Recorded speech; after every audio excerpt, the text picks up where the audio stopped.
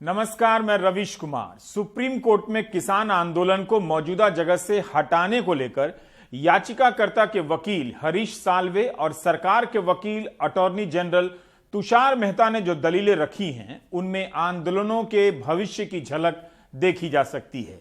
ये वही दलीलें हैं जो शाहीन बाग के समय से पब्लिक स्पेस में औपचारिक रूप लेती जा रही हैं। सुप्रीम कोर्ट के चीफ जस्टिस एस.ए. बोबडे की बेंच में सुनवाई के दौरान कही गई बातों पर आने से पहले अदालत से आज बड़ी खबर यही आई कि मामले की सुनवाई वेकेशन कोर्ट को सौंपी जा रही है। किसान संगठनों के पक्ष को सुने बगैर अदालत ने आंदोलन को मौजूदा जगह से हटाने के आदेश देने से इनकार कर दिया और चलते चलते कोर्ट ने अटॉर्नी जनरल से एक सवाल पूछ दिया कि क्या सरकार भरोसा दे सकती है कि बातचीत के जारी रहने तक कानून लागू नहीं होगा। यह ऐसा सवाल था जिसके लिए शायद सरकारी पक्ष के वकील तैयार होकर नहीं आए थे। अटॉर्नी जनरल तुषार मेहता ने कह दिया कि इस जवाब के लिए सरकार से निर्देश लेने पड़ेंगे। कोर्ट ने भी यह कह दिया कि किसान संगठनों को सुने बगैर कोई फैसला नहीं देंगे। अदालत में चल रही बहस के दौरान दी जा रही दलीलें किसान आंदोलन के भविष्य से टकरा रही थी। क्या उन्हें इस जगह पर प्रदर्शन करने दिया जाएगा? जब उन्होंने हिंसा नहीं की है तो फिर हिंसा की बात क्यों उठ रही है? अगर अदालत ने आंदोलन को इस जगह से हटाने के आदेश दे दिए तो क्या होगा? दूसरा, कोर्ट जो कमेटी बना रही है क्या वाकई उनके हक में होगी? याचिकाकर्ता के वकील हरीश साल्वे की तरफ से कहा गया कि विरोध करने का मौलिक अधिकार है, लेकिन यह दूसरे मौलिक अधिकारों से संतुलित होना चाहिए। हरीश साल्वे ने कहा कि आप शहर को बंदी बनाकर मांगे नहीं मनवा सकते। दूध, फल और सब्जी के दाम बढ़ रहे हैं क्योंकि बॉर्डर के पार से आते हैं। मूल्य वृद्धि अपूरणीय क्षति है। क्या मूल्य वृद्धि सिर्फ किसान आंदोलन के कारण हो रही है? पेट्रोल डीजल के दाम बेतहाशा बढ़ने से क्या जनता को नुकसान नहीं हो रहा है? क्या गैस के सिलेंडर के दाम किसान आंदोलन के कारण बढ़े हैं? तालाबंदी के कारण लाखों लोगों की नौकरियां चली गई। इस फैसले से सैलरी आधी हो गई। क्या वो अपूरणीय क्षति नहीं है? क्या इसके लिए किसान आंदोलन जिम्मेदार है? किसी निष्कर्ष पर पहुंचने से पहले बहस के दौरान कही गई तमाम बातों को सुनने का धीरज रखिए।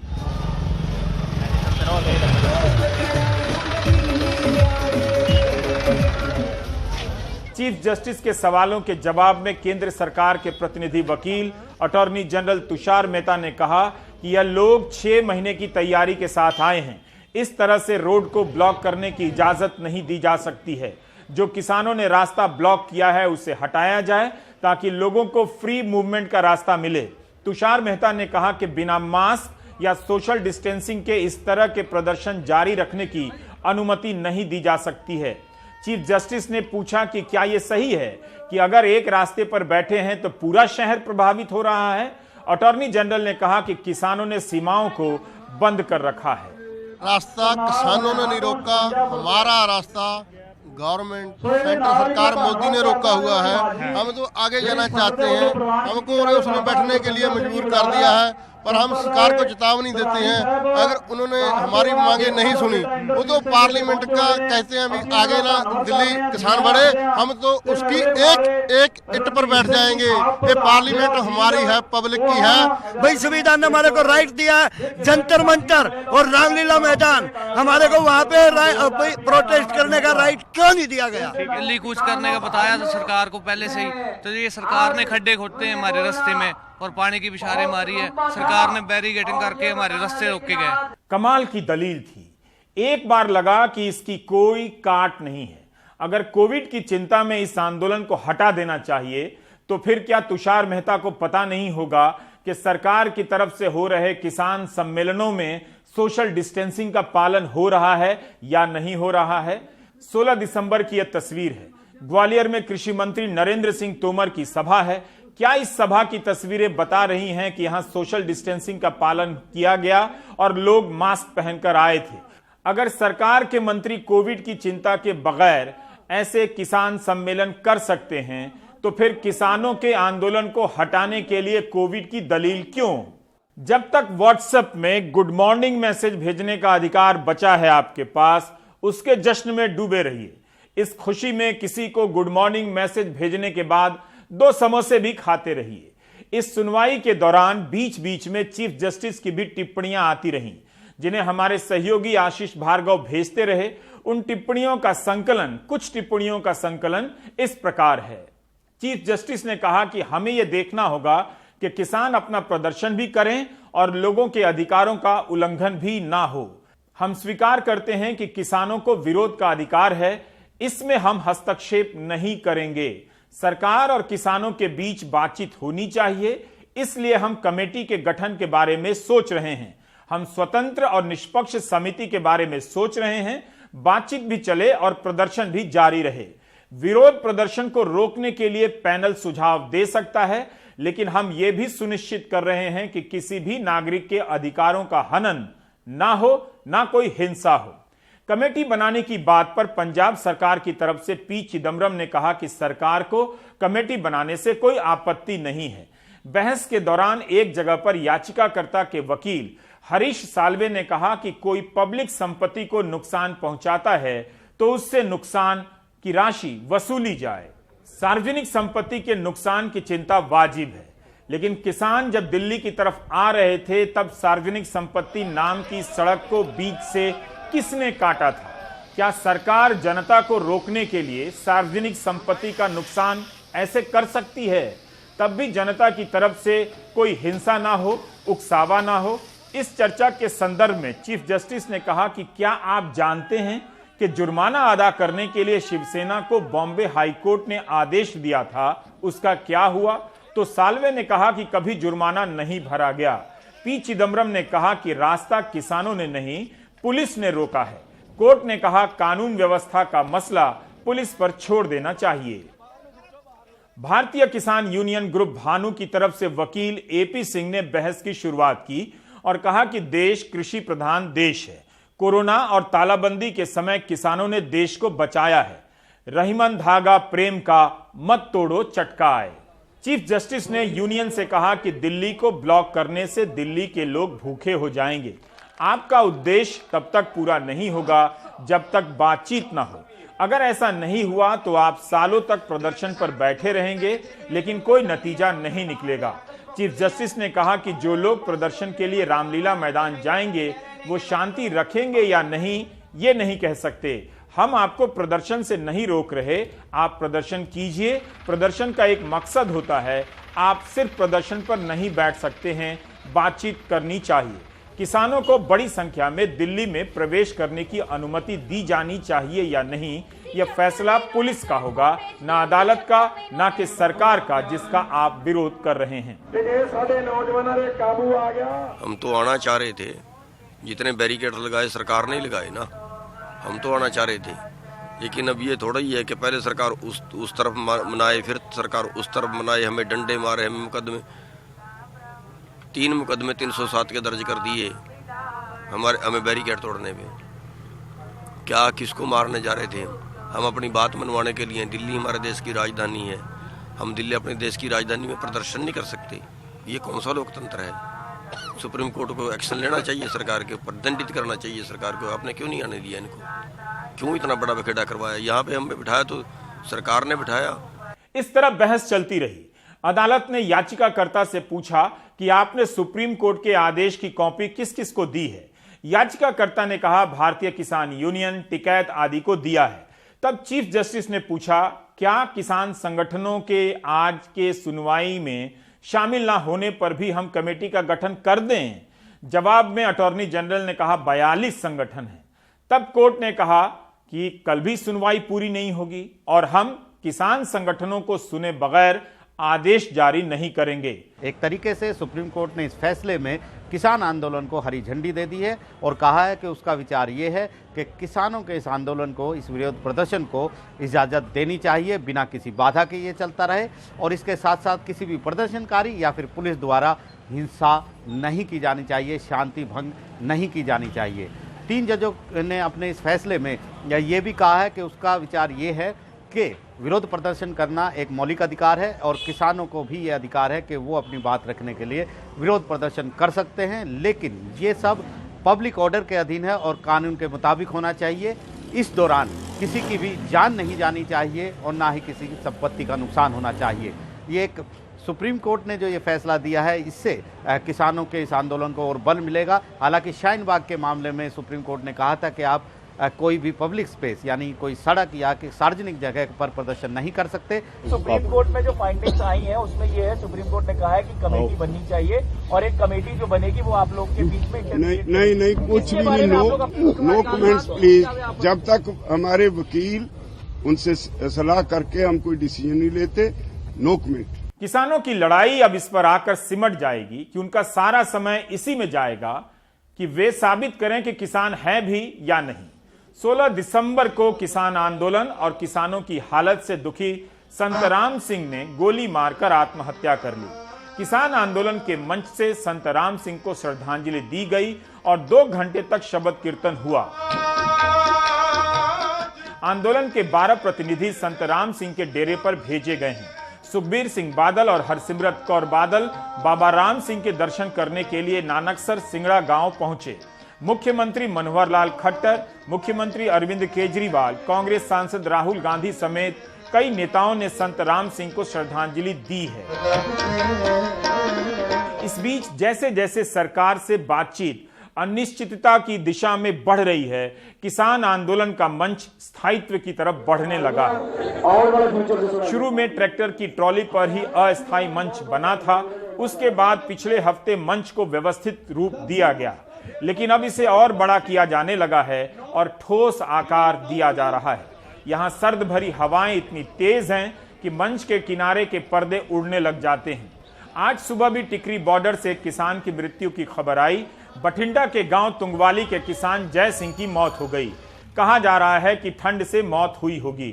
जय सिंह के 3 बच्चे हैं। कुरुक्षेत्र के पहवा में सलून चलाने वाले लाभ सिंह से मिलिए। लाभ सिंह आंदोलन की जगह ही अपनी दुकान लेकर आ गए हैं, फ्री में सेवा दे रहे हैं। अब जब आंदोलन लंबा चलेगा तो हजामत की जरूरत तो पड़ेगी ही।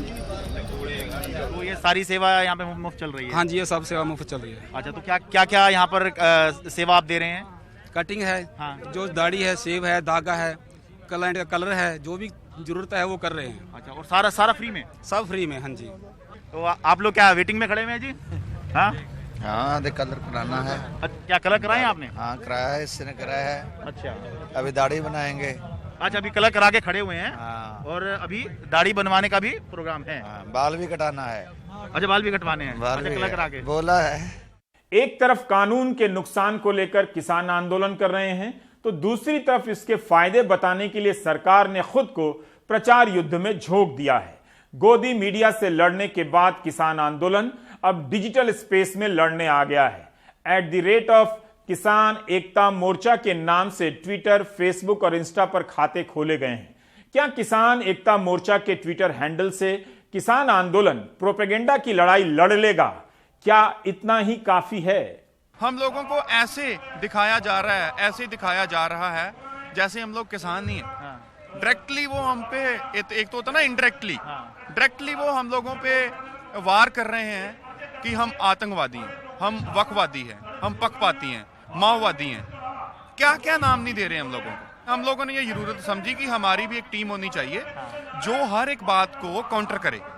जो भी ये हमारे खिलाफ जो शरारती अंसर हैं, जो एंटी आंदोलन IT विंग्स हैं, जो हमारे खिलाफ बोल रहे हैं, इनको उन्हीं की भाषा में जवाब दिया जाए। दैट वाज द रीजन कि हम लोगों ने ये IT विंग क्रिएट करा है।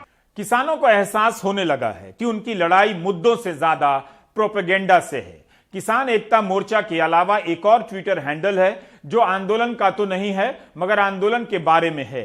इसका नाम है ट्रैक्टर टू ट्विटर। लुधियाना के भावजीत सिंह और उनके 4-5 दोस्तों ने फर्जी और गलत खबरों से लोहा लेने के लिए 28 नवंबर को ट्विटर पर खाता खोला, जिसे 12,000 से अधिक लोग फॉलो कर रहे हैं। भावजीत सिंह पेशे से IT इंजीनियर हैं और किसान के बेटे हैं। फॉल्स इंफॉर्मेशन फैलाई जाती है, मिसलीडिंग इंफॉर्मेशन फैलाई जाती है, गलत जानकारी दी जाती है किसानों के बारे में, इनके प्रोटेस्ट के बारे में। उनको काउंटर किया जाए और जो सही इंफॉर्मेशन है वो लोगों तक पहुंचाई जाए। दूसरा ये था कि ये हमारे खाने का, नहाने का और इवन जो हमारे फार्मर शहीद हो रहे हैं उनका भी मजाक बनाया जा रहा था। तो हमें बहुत जरूरत थी कि हम इस बात का जवाब दें। इससे बड़ी त्रासदी क्या हो सकती है कि देश में खुद को 70 करोड़ बताने वाले किसान इंस्टाग्राम और ट्विटर पर जब 10,000 12 लाइक्स की गिनती करेंगे, उधर सरकार किसानों के लिए किए गए कामों को लेकर नए नए बुकलेट जारी कर रही है। आज भी एक बुकलेट जारी किया गया है, हिंदी में और अंग्रेजी में भी। खेती किसानी को लेकर सरकार के मंत्री खूब ट्वीट कर रहे हैं, कई तरह के फैसले भी लिए जा रहे हैं। प्रधानमंत्री मोदी 18 दिसंबर की दोपहर मध्य प्रदेश के किसानों को संबोधित करेंगे। वीडियो कॉन्फ्रेंसिंग के जरिए 23,000 ग्राम पंचायतों में सीधा प्रसारण किया जाएगा। विधायकों और मंत्रियों को जिला मुख्यालय पहुंचने के लिए कहा गया है।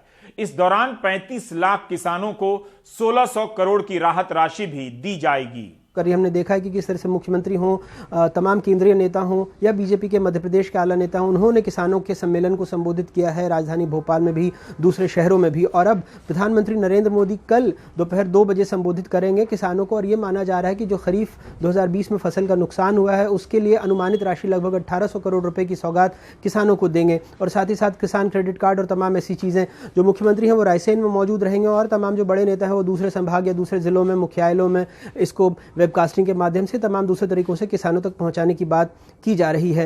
ये फायदा गिनाने की कोशिश की जाएगी कि इन कृषि कानूनों से किसानों को क्या फायदा है। जैसे हमने देखा है कि मध्य प्रदेश के आला नेताओं ने कहा कि अगर एक बार केंद्र सरकार से इशारा हो तो वो 1 लाख किसानों को दिल्ली पहुंचाने की योजना बना सकते हैं। तो कहीं ना कहीं अब बीजेपी अपना शक्ति प्रदर्शन करना चाह रही है, किसानों को समझाना चाह रही है कि इन कृषि कानूनों से उसे क्या फायदा हो सकता है। सरकार को बिल्कुल अपनी योजनाओं का प्रचार करना चाहिए और पक्ष रखना चाहिए, लेकिन सरकार को यह भी बताना चाहिए जो अनुराग द्वारी अपनी रिपोर्ट में बताना चाहते हैं। सरकार कहती है मंडियां बंद नहीं होंगी, फिर क्यों कई किसानों को लगता है कि मंडियां पहले की तरह कारोबार नहीं कर रही हैं? यह रिपोर्ट काफी मेहनत से तैयार की गई है, तो आप भी धीरज के साथ इसे देखिए। मंडी बंद नहीं होगी, ये झूठी बात कर रहे हैं। मंडी बंद हो जाएगी, ये शिवराज सिंह चौहान कह रहे हैं। किसी भी कीमत पर मंडियां बंद नहीं होंगी, मंडियां चालू रहेंगी, चालू रहेंगी, चालू रहेंगी। मामा ने 2 रुपया की जगह 50 पैसा अठन्नी मंडी टैक्स कर दिया। बताओ अच्छा किया कि बुरा किया? अरे जोर से बताओ, अच्छा किया कि बुरा किया? अभी खेती किसानी जानते नहीं है। मंडी चालू रहेगी, मंडी टैक्स हमने घटा दिया ताकि मंडी प्रतिस्पर्धा में टिकी रहे। मंडी की व्यवस्था अच्छी करो, मंडी में बिके, कोई आपत्ति नहीं है। लेकिन कोई भी व्यापारी लाइसेंस लेके मंडी के बाहर कहीं खरीद सकता है। किसान जहां चाहे उसकी मर्जी। दाल भात में मूसल चंद तुम कौन होते हो कि यही मंडी में ही बैठे? मुख्यमंत्री जी कह रहे हैं मंडी बंद नहीं होगी, फिर ये भी कह रहे हैं कि आय घटी है क्योंकि उन्होंने टैक्स घटा दिया है। लेकिन हकीकत क्या है? मध्य प्रदेश के अलग अलग संभागों की ये मंडियां, कुछ मंडियों में कामकाज धीमा हो गया है तो कहीं ठप। मंडी कर्मचारियों की माने तो ये सब मॉडल मंडी एक्ट की वजह से हुआ, जो राज्य में 1 मई से लागू हो गई, जिसमें निजी क्षेत्रों में मंडियों की स्थापना हेतु प्रावधान किया गया। गोदाम, साइलो, कोल्ड स्टोरेज को भी प्राइवेट मंडी घोषित करने का प्रावधान किया गया। मंडी के बाहर सीधे खरीद का प्रावधान किया गया। मंडी शुल्क को 1 रुपये 70 पैसे से घटाकर 50 पैसे प्रति क्विंटल कर दिया गया। मध्य प्रदेश शासन की वेबसाइट ई अनुज्ञा के आंकड़ों की माने तो अक्टूबर के महीने में राज्य की 269 मंडियों में से लगभग 47 मंडियों में कारोबार पूरी तरह से ठप रहा। अक्टूबर में ही तकरीबन 143 मंडियों के कारोबार में 50 से 60% तक की गिरावट देखने को मिली। 79 मंडियों में फल सब्जियों की आवक की वजह से कारोबार हुआ। राज्य में 298 उपमंडियों में कोई भी कारोबार नहीं हुआ। मंडियों में कारोबार घटने से मंडी बोर्ड का टैक्स लगभग 64% घट गया।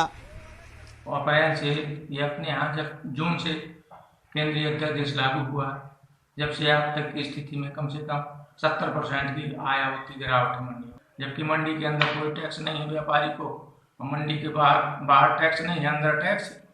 तो जब अंदर टैक्स लगेगा तो कोई व्यापारी यहाँ खरीदने के लिए नहीं आता। पिछले साल की तुलना में तो इस वर्ष का बिजनेस आधा हो गया है। जब से ये नया एक्ट लागू हुआ, जब से यहाँ पर आवक भी कम हुई, बाहर गल्ले की ज़्यादा खरीद फरोख्त होती है, डायरेक्ट जो मिलों में जाता है, इस कारण यहाँ कामकाज पिछले साल की अपेक्षा इस साल प्रभावित हुआ, काफ़ी कम है। जिससे यहाँ का मजदूर वर्ग भी, व्यापारी वर्ग भी और मंडी की आय भी प्रभावित हुई। 18 मंडियों में 3 मंडियों की प्रांगण चालू हैं, सतना, नागौद, रीवा। इसके अलावा 15 मंडियों के प्रांगण टोटल बंद हैं, जीरो हैं। ना वहाँ कोई खरीदने वाला व्यापारी है, ना कोई किसान आ रहे हैं। इसलिए पूरी इनकम जो है जीरो हो गई है 15 मंडियों की। अब जो 3 मंडियों में जो आय आ रही है उसमें सरकार ने 1.5% को घटा करके 50 पैसा कर दिया है, आधा प्रतिशत कर दिया। इसकी मार ये पड़ रही है कि 14 नवंबर से और अब तक जितनी मंडी फीस जमा हुई है व्यापारियों द्वारा जो जमा की गई है उसी की भरपाई करते करते अभी इन तीनों मंडियों को जनवरी तक भरपाई करेंगे, तब उनका पट पाएगा जो एडवांस जमा हो गया उनका। और जब भी आय होगी तो 50 पैसा इतना कम है कि मंडी के इंफ्रास्ट्रक्चर जो है, लाइट, पानी, बिजली, इन सब तमाम खर्चों में ही वो पैसा ख़त्म हो जाएगा और कर्मचारी को सैलरी के नाम पर 1 पैसा नहीं बचेगा। नया शासन ने एक्ट निकाला है, उससे क्या हुआ है कि व्यापारी अब बाहर भी खरीद सकता है और मंडी के अंदर भी खरीद सकता है। इस कारण से थोड़ी हमारी आवक प्रभावित हुई है। हमारी आवक लास्ट ईयर से मात्र 25% कम चल रही है अभी। आंकड़े यही कहते हैं, सूनी मंडियां यही कहती हैं, कर्मचारी, कारोबारी, किसान यही कहते हैं, लेकिन मंत्री जी कहते हैं ये सब झूठ है। कांग्रेस कहती है सरकार झूठी है। पिछली बार 656 करोड़ 16 लाख रुपए की आय हुई थी 1 अप्रैल से लेकर 30 अक्टूबर तक। इस साल 20 में 1 अप्रैल से लेकर 30 अक्टूबर तक 657 करोड़ 27 लाख की आय हुई है, यानी 1 करोड़ की ज्यादा हुई है। छोटी मंडियां जो उप मंडियां पहले उनमें नहीं थे व्यापारी, खरीदी होती नहीं थी। ये जरूर 0% कारोबार। हाँ, तो चालू ही नहीं हुई कभी मंडियां, उप मंडियां। मध्य प्रदेश में भी मई में मंडी एक्ट, मॉडल मंडी एक्ट सरकार ने लागू किया था, शिवराज सरकार ने। उसके बाद से देखा जाए तो अब मंडी का जो कारोबार है वो 70% कम हो गया है। 47 के करीब मंडियां बंद हो गई। 267 मंडी में से 47 मंडियों में कारोबार ठप हो चुका है। पूरी तरह से मंडी व्यवस्था खत्म हो रही। किसान को समर्थन मूल्य नहीं मिल पा रहा है। समर्थन मूल्य घोषित तो होता है लेकिन वो मिल नहीं पा रहा है। शिवराज सरकार का मॉडल एक्ट फेल हुआ है और जो वर्तमान कृषि कानून है यदि ये लागू किया गया तो इसमें यही हाल होगा। निजी मंडियों को बढ़ावा मिलेगा और कहीं न कहीं बड़े कारपोरेट घरानों को बढ़ावा मिलेगा और मंडी व्यवस्था खत्म होगी, एमएसपी व्यवस्था खत्म होगी। यह मध्य प्रदेश के संदर्भ में भी प्रूव हो चुका है। मध्य प्रदेश में कुल 269 मंडियां जबकि 298 उप मंडियां हैं। इन मंडियों में लगभग 6500 कर्मचारी कार्यरत हैं। 45,000 रजिस्टर्ड कारोबारी हैं। मंडी बोर्ड इन कारोबारियों से 1.5% टैक्स लेकर आधा % टैक्स राज्य सरकार को देता है। 1% से कर्मचारियों को वेतन पेंशन मिलता है। कर्मचारी कह रहे हैं नए कानून से सबकी कमर टूट गई है। नए कृषि कानूनों को लेकर सरकार की अपनी दलीलें हैं, किसानों की अपनी आशंकाएं। मध्य प्रदेश ने मॉडल मंडी एक्ट को मई के महीने में लागू कर दिया था और 6 महीने बाद अगर इसके नतीजों को देखें तो किसानों की जो आशंकाएं हैं वो निर्मूल नहीं लगती हैं। अक्टूबर के महीने में मंडी के कर्मचारियों, हमालों, तुलावटियों ने वल्लभ भवन को घेरने की कोशिश की थी, लेकिन उस वक्त ये खबर सुर्खियों में नहीं थी। आज जब किसान भी धरने पर बैठे हैं तो नए सिरे से इन कानूनों के बारे में सोचने की और इन्हें परिभाषित करने की ज़रूरत है। छतरपुर से अरविंद, रीवा से जावेद, खंडवा से निशाद और कटनी से आरबी गुप्ता के साथ भोपाल से अनुराग द्वारी, एनडीटीवी इंडिया। काश किसानों की हकीकत सरकारी पोस्टरों से अलग नहीं होती। दरअसल भारत की राजनीति से किसान शब्द का राजनीतिक महत्व समाप्त हो चुका है। इस समय जो आप देख रहे हैं वो उसका औपचारिक समापन समारोह है। Hope you get my point. अखबार पढ़ने से समाचार पढ़ना नहीं आता है और न्यूज चैनल देखने से समाचार देखना नहीं आता है। आपको बुरा लगेगा लेकिन यह बात सच है। यह लड़ाई आपकी भी है, पाठक और दर्शक के रूप में बचाने की लड़ाई। वाणिज्य रेल मंत्री पीयूष गोयल ने धान की खरीद को लेकर 3 ट्वीट किए हैं इस महीने। वही ट्वीट बाकी मंत्रियों ने भी किए हैं, लेकिन इसके जरिए आप समझ सकते हैं कि सूचनाओं को समझना, पकड़ना कितना मुश्किल काम हो गया है। 5 दिसंबर को वाणिज्य मंत्री ट्वीट करते हैं कि देश में धान की खरीद 336 लाख मीट्रिक टन हुई है और इसमें पंजाब का हिस्सा 60% है। 11 दिसंबर को ट्वीट करते हैं कि देश भर में धान की कुल खरीद 369 लाख मीट्रिक टन हो चुकी है और पंजाब का हिस्सा 55% है। आज ट्वीट किया है कि 16 दिसंबर तक भारत में धान की कुल खरीद 399 लाख मीट्रिक टन हो चुकी है और इसमें पंजाब का हिस्सा 51% है। 5 दिसंबर को पंजाब का हिस्सा 60% था, 16 दिसंबर को 51% हो गया। मंत्री जी ने अपने तीनों ट्वीट में यह नहीं बताया कि क्यों 11 दिनों के भीतर कुल धान की खरीद में पंजाब का हिस्सा 60 से घटकर 51 पर आ गया है। क्या वे तारीफ कर रहे हैं या उन्हें भरोसा है कि 60% वाला ट्वीट किसी को याद नहीं होगा? दरअसल यही प्रचार का जादू है। 15 दिसंबर तक पंजाब और हरियाणा में धान की खरीद होती है, बाकी देश में आगे तक चलती रहती है। तो जैसे जैसे बाकी राज्यों से खरीद के आंकड़े आएंगे, उसमें पंजाब का हिस्सा कम होता जाएगा और देश का आंकड़ा बढ़ता जाएगा। आमतौर पर सरकार की खरीद में किसी भी साल पंजाब का हिस्सा 30-32% से अधिक नहीं होता। अब देखना यह है कि क्या इस साल ज्यादा होगा। अंतिम आंकड़ों के आने का इंतजार करना चाहिए। कृषि मंत्री नरेंद्र सिंह तोमर ने 17 दिसंबर की सुबह ट्वीट किया कि वीडियो कॉन्फ्रेंसिंग के जरिए मेघालय की लकडोंग हल्दी की अमेरिका में लॉन्चिंग की। मुझे इस बात की बहुत खुशी है कि मेघालय, जहां की 80% जनसंख्या कृषि पर आधारित है, वहां की प्रमुख फसलों में शामिल हल्दी की क्वालिटी इतनी बेस्ट है कि आज इसकी लॉन्चिंग अमेरिका में हो रही है। अच्छी बात है कि मेघालय की हल्दी अमेरिका में लॉन्च हुई है। भारत के किसान निर्यात करते रहे। क्या मेघालय से आई यह अच्छी खबर देश के हल्दी के किसानों की असली तस्वीर है? इंटरनेट में सर्च करना चाहिए कि पिछले दिनों तेलंगाना और कर्नाटक में हल्दी को लेकर क्या क्या खबरें छपी हैं। हिंदू अखबार में हल्दी के दाम और किसानों की समस्याओं को लेकर कई रिपोर्ट छपी हैं। हमने 19 दिसंबर 2019 से लेकर 5 अक्टूबर 2020 तक की 4-5 रिपोर्ट देखी है। इससे पता चला कि भारत में हल्दी की खेती आंध्र प्रदेश, कर्नाटक, महाराष्ट्र में तो होती है, लेकिन तेलंगाना हल्दी उत्पादन का केंद्र है। तेलंगाना के किसानों का एक रिपोर्ट में बयान छपा है कि 1 एकड़ में हल्दी की खेती करने पर 1.5 लाख रुपए लग जाते हैं और सिर्फ लागत निकालने के लिए 7,000 रुपए प्रति क्विंटल का भाव चाहिए, मगर 4,500 से 6,500 के बीच ही भाव मिल पाता है। किसान हल्दी के लिए न्यूनतम समर्थन मूल्य पर खरीद की मांग करते रहे हैं। इन्हीं रिपोर्ट से पता चलता है कि हल्दी की किस्मों के नाम पीतांबर, प्रभा, राजेंद्र सोनिया और रोमा हैं। सरकार ने टर्मेरिक टास्क फोर्स कमेटी भी बनाई है। हरियाणा के मुख्यमंत्री मनोहर लाल खट्टर ने ट्वीट किया है कि वे 20 दिसंबर को नारनौल में किसानों को संबोधित करेंगे। आज दिल्ली विधानसभा का विशेष सत्र बुलाया गया था और किसान कानून की प्रतियां फाड़ दी गईं। ये तीनों कानूनों को मैं सदन के सामने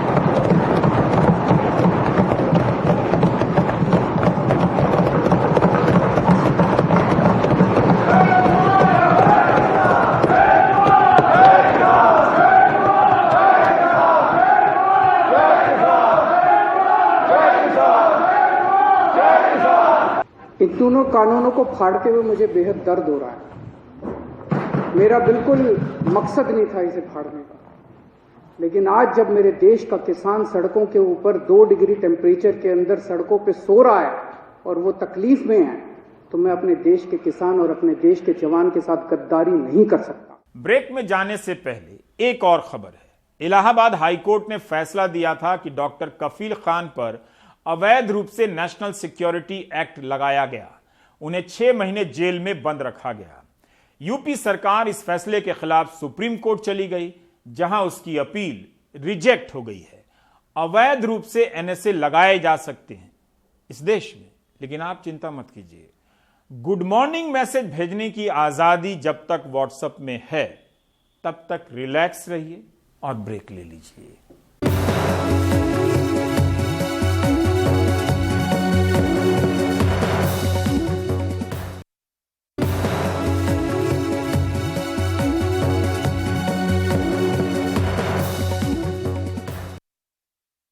महाराष्ट्र में कोविड के मामले तो घट रहे हैं, लेकिन मौत के आंकड़े एक बार फिर तेजी से बढ़ने लगे हैं।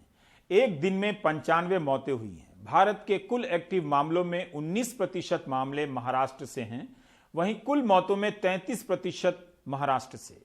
राज्य के 4 जिलों में 64% एक्टिव मामले हैं और राज्य की 54% मौतें भी इन्हीं जिलों से हैं। महाराष्ट्र सरकार के टेक्निकल एडवाइजर मानते हैं कि सुपर स्प्रेडर पर लगाम जरूरी है। एक दिन में 95 मौत, महाराष्ट्र कोरोना के मृत्यु ग्राफ में फिर से सबसे ऊपर है। सोमवार को 60, मंगलवार को 70 तो बुधवार को 95 संक्रमितों की जान चली गई। बीते 3 दिनों में पॉजिटिव मामलों में 45% की बढ़ोतरी भी हुई है। देश के आंकड़ों से तुलना करें तो कुल एक्टिव मामलों में से 19% मामले महाराष्ट्र से हैं, लेकिन मौतें 33% महाराष्ट्र से हैं। भारत में बुधवार को हुई मौत के आंकड़े देखें तो 27% मौतें महाराष्ट्र में हुई हैं। महाराष्ट्र के कुल एक्टिव मामलों में 64% मामले पुणे, ठाणे, नागपुर और मुंबई से हैं। राज्य की 56% मौतें इन्हीं 4 जिलों से हैं। कुछ जगह पर देखा जाए तो फिर से आंकड़े बढ़ रहे हैं और जो नंबर ऑफ एक्टिव केसेस है वो कई जगह पर बहुत ही ज़्यादा है, जो कि चिंता की बात है और वो आंकड़े बढ़ रहे हैं। इसमें सबसे ज़्यादा जो है वो पुणे की जो पेशेंट है एक्टिव, उसमें कम से कम 16,000 से ऊपर पेशेंट है, 16,953 है। उसके बाद ठाणे में भी पेशेंट बढ़ रहे हैं, उधर 11,034 पेशेंट अभी तक एक्टिव केसेस है। बम्बई में 6,958 एक्टिव केसेस है। लगभग 17,000 केसेस पूना में है। पिछले 24 घंटों में 650 नए केसेस रजिस्टर हुए हैं। इसका मतलब साफ है कि पुणे के सिचुएशन आने वाले दिनों में और भी ज्यादा बिगड़ सकती है। हालांकि पुणे प्रशासन का कहना है कि उनकी मुहिम से शहर के पॉजिटिविटी रेट में बड़ी गिरावट दर्ज हुई है। अपने को जो डर था कि दिवाली के बाद ये इन्फेक्शन बढ़ जाएगा, ट्रांसमिशन बढ़ जाएगा कोविड का, तो वो पुणे में नहीं बढ़ा है। हमने एक सोशल अभियान पुणे में चलाया, उसका नाम था पुण्याचा निर्धार कोरोना हद्दपार। हमने डिसाइड कर लिया था कि ये कोरोना हम यहाँ से दूर भगाएंगे, तो उसका भी अच्छा परिणाम हमको मिला, जो कि आज पॉजिटिविटी रेट हमारा 8 के नीचे आ गया है। कोरोना के ग्राफ में महाराष्ट्र को नीचे लाने के लिए सरकार के technical adviser doctor Subhash Salunkhe मानते हैं कि राज्य में संक्रमण फैलाने वाले सुपर स्प्रेडर पर लगाम जरूरी है। सुपर स्प्रेडर की फौरन जांच कर इन्हें आइसोलेट करना और जल्द ट्रीट करना जरूरी है। स्ट्रैटेजी के तौर पर फिलहाल सुपर स्प्रेडर्स पर फोकस बेहद जरूरी है। महाराष्ट्र के कुछ शहर जहां संक्रमण में कमी देखते हैं तो कुछ तेजी, कुछ वक्त के लिए आंकड़े कम दिखते हैं, लेकिन भारत की कुल संख्या में महाराष्ट्र अव्वल ही नजर आता है। सबसे बड़ी चिंता है मौतें। मुंबई से पूजा भारद्वाज की रिपोर्ट, एनडीटीवी इंडिया के लिए।